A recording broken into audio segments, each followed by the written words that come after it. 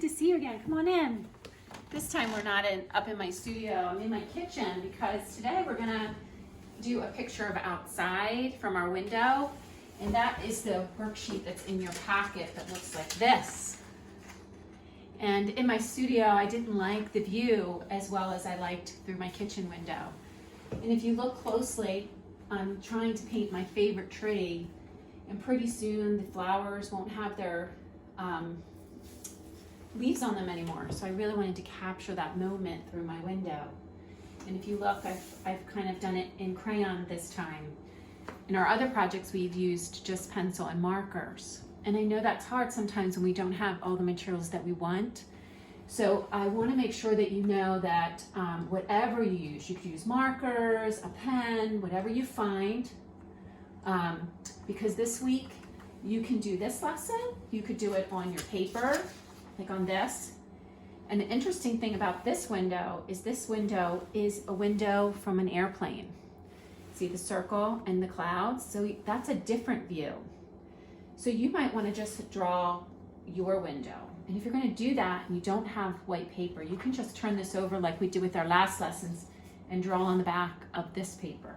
I chose to do it on some paper that I have just because I wanted to show you some ways to make your own paint, because April 27th is Earth Day, and that's a celebration for us to think about how we're taking care of our environment. And some things to celebrate for Earth Day, I'd like you to make something with the things that you have in your yard or in your house, and the ways that you could turn those things into art, a lot like early humans did when they painted caves. You know, they didn't have grocery stores, they didn't have, they couldn't just go get their things, they had to use whatever they had. So I want to show you in my kitchen, I have been experimenting, thinking about you and thinking, well, maybe they don't have, paint. So I wanted to give you some options of things that you could find in nature and how you can make your own paint. So if you are with your parents, you're going to need their help because some of the things that you use need to be boiled and they need to get really hot. Do not use food that you would eat. Sometimes there are things like I just opened my refrigerator and there's a strawberry that actually is going bad. So I know my kids won't eat that, so I don't mind recycling it and using it for my artwork.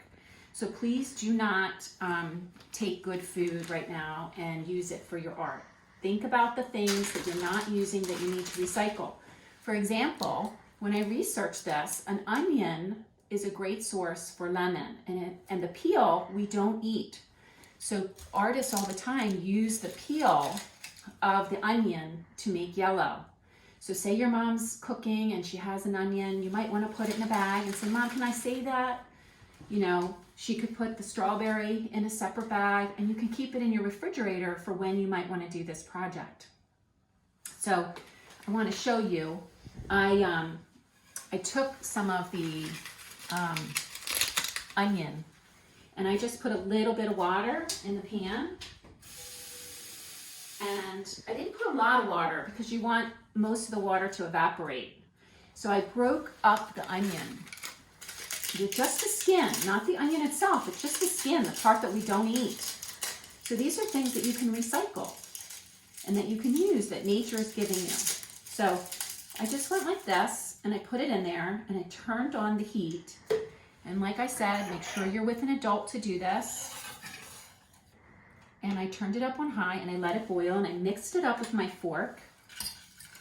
And I made sure that it was really getting hot. And I left it in there for quite a bit till a lot of the water kind of evaporated. Like I said, don't use a lot of water. So I mixed it and mixed it. I'm not going to do, but I'm just going to show you the color that I got from the onion skin. And it's a really nice, like dark, deep yellow. Okay. I just put it in a little container because I can save that. I can keep it in the refrigerator and save it. Another one that is really nice is the dandelion leaves. That makes a really nice yellow, but only the tips of the dandelion do you boil. And that can make a really nice, like it's almost like a greenish yellow. Not as nice as the onion skin. And outside the window of my tree, I thought, oh, let me try the pink leaves. You know, I thought that the dye would be pink that I boiled down, but it actually came out to be like a lime green. It's the prettiest green ever, okay? Then I thought, well, we all have grass, so why don't I see what happens with the grass? I boiled the grass, and I got like a deeper, darker green. And it looks like that. Okay. This is a blackberry, and it was not a good blackberry. Like I said, was going bad, and I knew my kids wouldn't eat it. So I just crushed that up with a fork. I didn't boil that. But if you add a little vinegar to it, it won't go bad. So that's what preserves it and doesn't make it go bad when you're using it for art. If you're not up for trying to use natural things to make your paint, if you have some food coloring, which you might have from Easter, from making Easter eggs, this is also a really good way to make like a little bit of a watercolor. So you just take a couple drops. I like to use this like muffin tin because it's really easy to clean up afterwards and it keeps your paint separate. So I just put a couple drops in each little thing of water.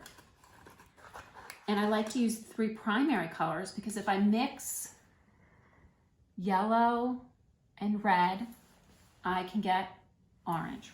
So I don't need orange, I can just mix it. If I use blue and red, I can get purple. So let's see that. So I'm gonna put a little bit of blue over here and a little bit of red, and then I'll have some purple. That's gonna be really dark because there's not a lot of water. Let's try making green. So here's some yellow.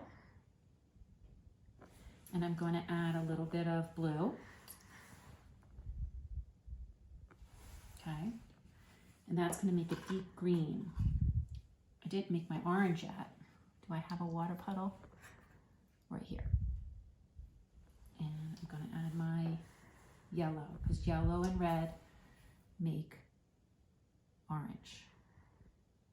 And I might need more yellow than that. So, also for the strawberry, you can do the same thing. Just crush it up, try to get it, all the juices out of it. So you can strain it with like a coffee filter. So you crush it first in your cup, like this, and get all the juices from the vegetable or fruit that you're not eating. And then you could add a little water just to make the juices a little bit more. And then what you want to do is strain it into a coffee filter and just pour it back into a cup, and then you'll have your red if you don't have food coloring. This is a way that you could just experiment and do a science experiment with your art using natural things. I'm just gonna mix those things. So I'm gonna take some of that over here. And another concern you might have is, well, I don't have a paintbrush, you know? I'm at home, we can't leave, I can't go to the store, I don't have a paintbrush, but maybe you might have a Q-tip. So why don't you try using a Q-tip? Because sometimes artists use lots of different things to paint.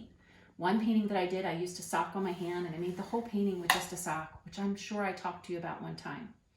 So be creative. Creativity is not just the artwork, but in how you make something and what you do while you're making it. So I'm gonna use this great onion and I'm gonna take my grass color and I'm gonna add it to my painting so you can see. Why don't you come on over and see what I'm gonna do with my drawing and see what happens when I use these. So I'm gonna take my green, loved this grass green, and I'm just gonna put it with a Q-tip just to give it a little bit more to my painting. You know, oh, there I have a little piece of grass. Let's get that out of there. I don't want anybody to know I used grass dye.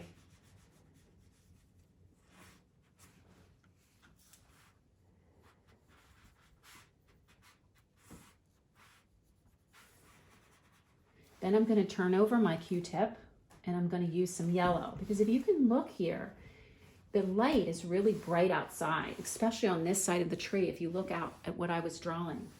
So I'm going to use my yellow to kind of add some light into where I drew. Even though it's not a lot of paint, I don't really need a lot of paint, you know, because I used crayon resist. We've done this in class where we've drawn with crayon and then we paint over it with our watercolors.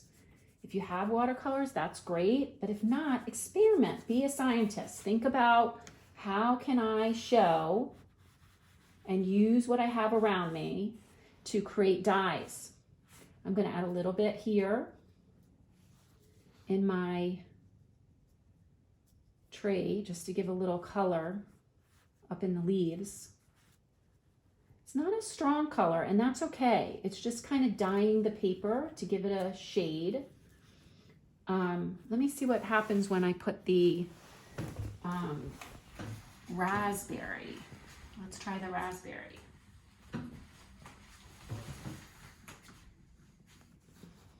Because I think on the bottom part, you know, where the shadow is, that raspberry is a little darker. Just kind of stains the paper. See that? Oop, I wanted to know it's a raspberry. Don't get all those little pieces in there. Like I said, we don't use food that we can actually eat. Food that's gone bad, that would be thrown away. Even maybe the skin of an apple. You know, if you have a really bright apple, see if you can get that color from the skin. I know that beets are a really good source of red, but I don't have a beet. So I had to think of something else to make. So the other thing I wanted to show you was, because it's Earth Day, I want you to also think about the things that we throw away.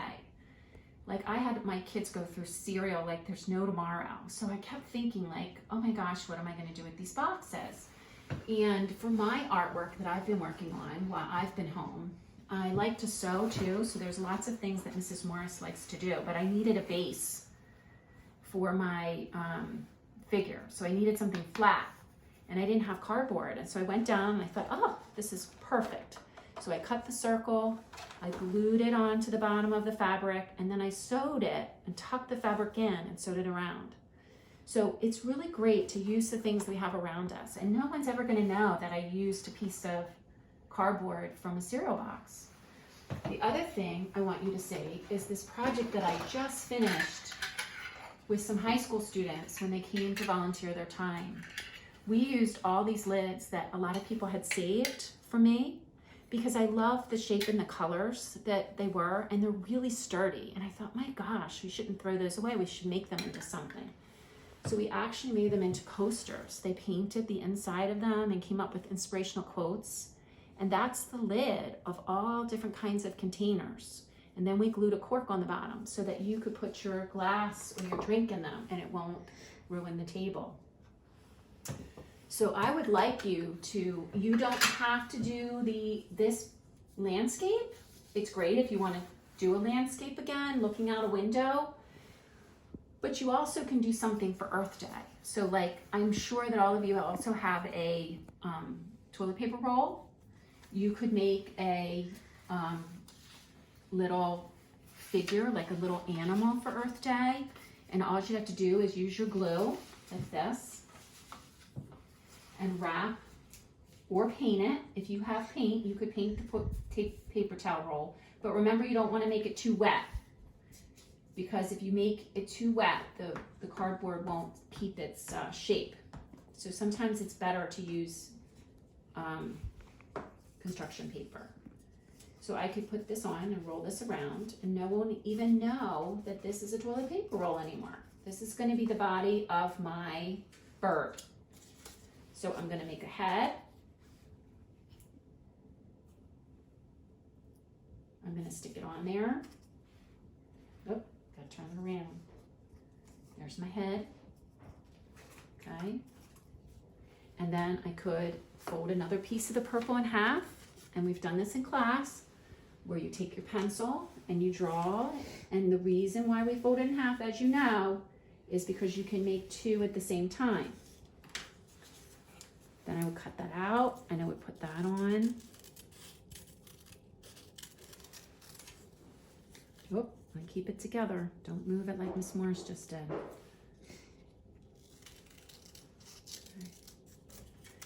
So, and you can use your markers, your crayons to put texture on. Like maybe I want to use some crayon and add some texture to my bird's wings. You know, we talked about texture where you can show like the texture of the feathers. Texture means how something feels. Okay, so I would do it on both, and then you're going to glue that on. Okay, if you're going to make a beak, you might cut 2 triangles by folding a piece of paper in half and then just cutting it up and down, and then you're going to glue the beak on. You could take another piece of paper of the orange and make the feet at the bottom, just like I did my doll, where I just took this and I thought about the bottom. So you take your pencil and you trace it like this, and you figure out how big it is. And then you're going to just a roughness, because you want to be able to glue it on there. And then I want to show the feet, so I want the feet to come out. So then I would cut that out and I would glue that on, okay? I know that's kind of rough, but I want you to see all the options you have in making things with things that you have around you for Earth Day. Earth Day is April 22nd, so I'd really love it if you would post your artwork and show it to me. The other thing with this box, I came up with an idea. Like this would be a window artwork. So I cut the windows out, which your parents could help you with. So I turned the box inside out, I took it apart.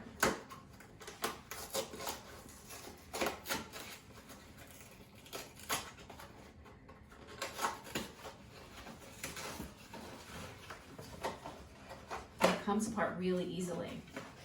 And I just turned it inside out. And you could use these boxes for all kinds of your artwork. We could make sculptures out of them. So please make sure your parents do not throw away your cereal boxes, because this is a perfect project that we can use all the time. So I just took my pencil and I drew, you know, you could use a ruler. I drew the window. You could have just an opening here. You could have with one line. And then after I cut it out, and I want to show you really quick because it's very easy. You might go, oh my gosh, how am I ever going to be able to do that? So I just sketched the window like this and tried to make sure that you could use a ruler. If you feel like you want to use a ruler, use a ruler. So here's the window pane, you know, the divider in the window, and I just sketched it, okay? After you do that, all you do to get the hole out is you just pinch this a little bit in the middle. Okay, not hard, it's just so you can make a hole. See how I did that? And then I just cut this around. Okay, so my 4th and 5th graders, I'd really love to see you making a window art with a cereal box. It would be great to see that, because you wouldn't need a lot of help to do that. So then you just cut all the way around the outside of your shape, and you do each piece like that. Then once you're done that, you're going to fold it, and you might have to fold these down so it's easier to put it back together. And then just use some clear tape like I did. Okay, I just taped it together, and then I'm going to stick my painting inside the box. And there I've recycled and I repurposed our cereal box to be a frame for my outside window. What do you think? Pretty cool, huh? I can't wait to see what you make. Please post it and send a picture. Till next time, bye-bye.